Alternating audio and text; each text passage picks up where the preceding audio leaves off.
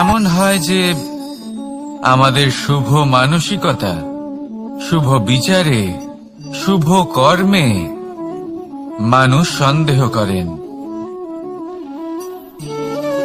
প্রশ্ন করেন, প্রমাণ চান, শুদ্ধতার পরীক্ষা দিতে বলেন, আর তখন নিশ্চিত রূপে কষ্ট হয়। আমরা ভাবি এটাই হলো জীবন। এত শুভ ভাবনা ভেবেও, শুভ কর্ম করেও মানুষ আমাদেরই সন্দেহ করেন। দুঃখ অবশ্যই হয়, কিন্তু দুঃখী হবার কোনো প্রয়োজন নেই। কেন নেই? কারণ যদি কেউ আপনাকে সন্দেহ করে, করতে দিন। সংসারে কি হয় তা দেখুন।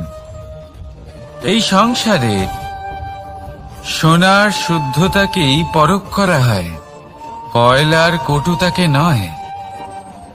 আপনি হলেন স্বর্ণ, তাই আপনার শুদ্ধতা অবশ্যই পরখ করা হবে। সেটা তো হবেই হবে। আপনি নিজেকে দুঃখী করবেন না।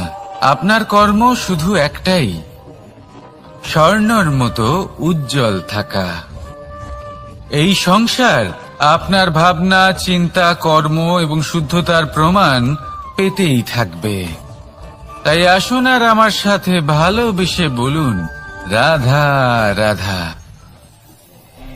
অনেক সময় এমন হয় যখন মানুষ আমাদের সত্যকে অস্বীকার করতে থাকেন আর মানুষের মিথ্যে কথাগুলিকে গ্রহণ করেন, তাও আবার অত্যন্ত সহজে।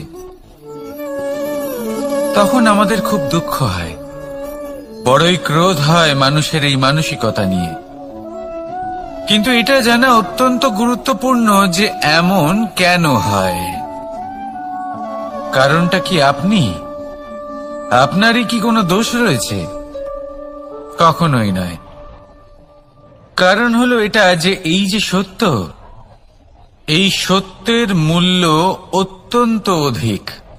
এতটাই অধিক যে অনেক সময় অনেক ধনী ব্যক্তিও এর মূল্য মেটাতে পারেন না। সেখানেই যদি মিথ্যের কথা বলি, তাহলে এর মূল্য অত্যন্ত কম। অত্যন্ত সহজেই মিথ্যে সবার মধ্যে বিক্রি হয়। সত্যি বলতে এটা ভাবা আপনার কর্ম নয় যে লোকে কেন আপনাকে বুঝতেই পারেন না, আপনার সত্য কেন বুঝতে পারেন না। আপনার কর্ম হলো আপনার সত্যের সাথে দাঁড়িয়ে থাকা, সেই সত্যের সাথে চলতে থাকা। কারণ সত্য তার কাছেই আসবে যে সত্যকে খুঁজে নিতে চায়। নয়তো বেশিরভাগ মানুষ মিথ্যেকে নিয়েই প্রসন্ন রয়েছেন। আপনি সত্যের সাথে কর্মের পথে অগ্রসর হতে থাকুন। সত্য বেশি দিন লুকোনো থাকে না। সংসারের সম্মুখে এটা অবশ্যই একদিন আসবে, কিন্তু তখনও সেটা মানুষের উপর সে বিশ্বাস করবে কি করবে না। আপনি কর্ম করতে থাকুন আর আমার সাথে ভালোবেসে বলুন, রাধা রাধা। জীবনে যখনই আমরা এমন কোনো পথে চলতে চাই যা মূলত কাঁটায় ভরা ছোট পাথর থাকে, যা বিঁধে যেতে পারে, তখন আমরা কি করি? আমরা পাদুকা ব্যবহার করি, আর তারপরে আমরা খুব সরলভাবে সেই পথে অগ্রসর হতে পারি। কিন্তু যদি পাদুকা আর পায়ের মাঝে কোনো ছোট পাথরও এসে ফেসে যায়, তখন কিন্তু আমরা খুব কোমল পথও পার করতে পারবো না। কিছু বুঝলেন আপনারা? এর সারমর্ম হলো এটাই যে আমরা বাইরের যুদ্ধ জয় করতে পারি, সেখানে সফল হতে পারি, কিন্তু তার থেকেও অনেক বেশি গুরুত্বপূর্ণ আর অনেক বেশি কঠিন অন্তরের যুদ্ধ হয়। অন্তরের সমস্যাগুলি হয় লোভ, মোহ, ক্রোধ, লালসা, ভয়। যদি এইগুলি আপনার মধ্যে থাকে, তাহলে আপনি সংসারের যে কোনো স্তরে পৌঁছতে পারেন, অনেক বড় বড় যুদ্ধ জয় করতে পারেন, কিন্তু আপনি সন্তুষ্টি পাবেন না।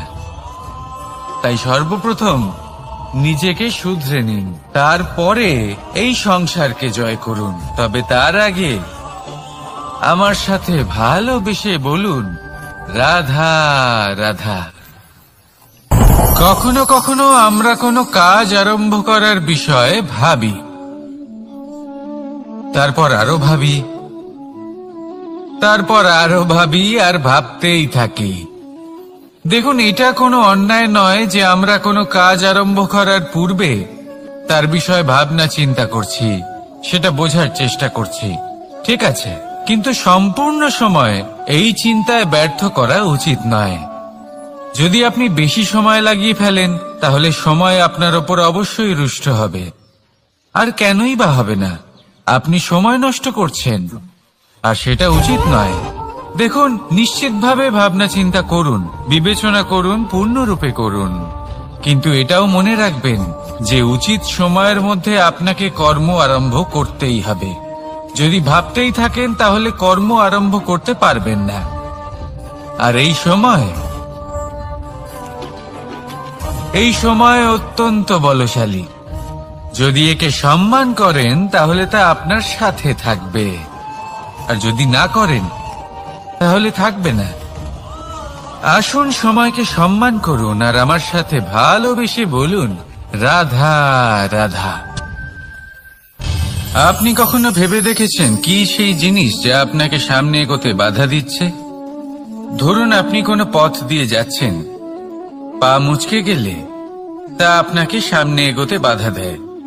সেইভাবেই জীবনে ক্ষুদ্র চিন্তা আপনাকে সামনে এগোতে বাধা দেয়। দেখুন, যদি কোনো চাক থাকে যার মধ্যে ফাটল রয়েছে, তা আপনাকে ভালো মাটির পাত্র বানাতে দেবে না। ঠিক সেইভাবেই কাউকে ঈর্ষা করলে তা আপনাকে মহান হতে দেবে না। আমি উচ্চস্তরীয়, আরো নিচুতে রয়েছে, এই ভাবনা কখনোই আপনাকে উচ্চ স্তরে পৌঁছতে দেবে না। মন থেকে সকল বিকার, ঈর্ষা, মোহ, লোভ, লালসা এই সব ত্যাগ করুন। চিন্তা ভাবনাকে বড় করে তুলুন, ধন্যাত্মক বোধ জাগিয়ে তুলুন, আর সম্পূর্ণ সমর্পিত হয়ে কর্ম করুন। মহানুভবতা আর সাফল্য এই দুই আপনার পদানত হয়ে থাকবে। তাহলে আসুন আর আমার সাথে ভালোবেসে বলুন, রাধা রাধা। খুব বড় একটা প্রশ্ন করতে চলেছি, এই সংসারের সব থেকে বেশি সুখী কে?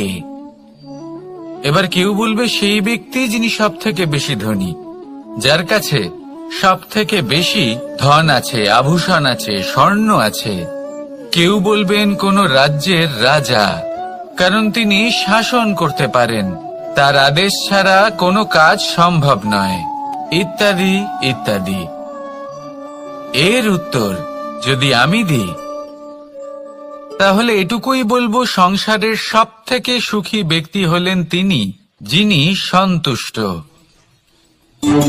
তার কাছে সন্তোষরূপী ধন আছে, যা তাকে সুখী রাখে। এবার এই সন্তুষ্টি, সেটা কিভাবে আসে জীবনে? এটা আসে ধৈর্যের কারণে। ধৈর্যের এই অনুভূতি অত্যন্ত শক্তিশালী। এই ধৈর্যই কিন্তু আমাদের ধরিত্রীকে ধরিত্রী মাতা করে তোলে, কারণ ধরিত্রী মাতা ধারণ করেন, সহ্য করেন, ধৈর্য ধরেন এবং নিজের কর্ম করতে থাকেন। সেটা ধৈর্যই ছিল মাতা সীতার মধ্যে, যা রাবণের অন্ত করে দিল।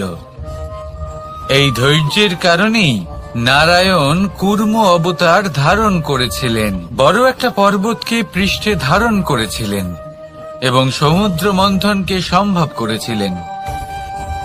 সেই জন্য সর্বপ্রথম মনের মধ্যে ধৈর্যকে নিয়ে আসুন। এই ধৈর্যই আপনাকে সন্তুষ্টির পথে নিয়ে যাবে, আর এই সন্তুষ্টি আপনাকে লোভ, মোহ এবং লালসার পথ থেকে দূরে নিয়ে সুখের পথে নিয়ে যাবে। আর তখন এই মন প্রসন্ন হয়ে বলবে, রাধা রাধা। এই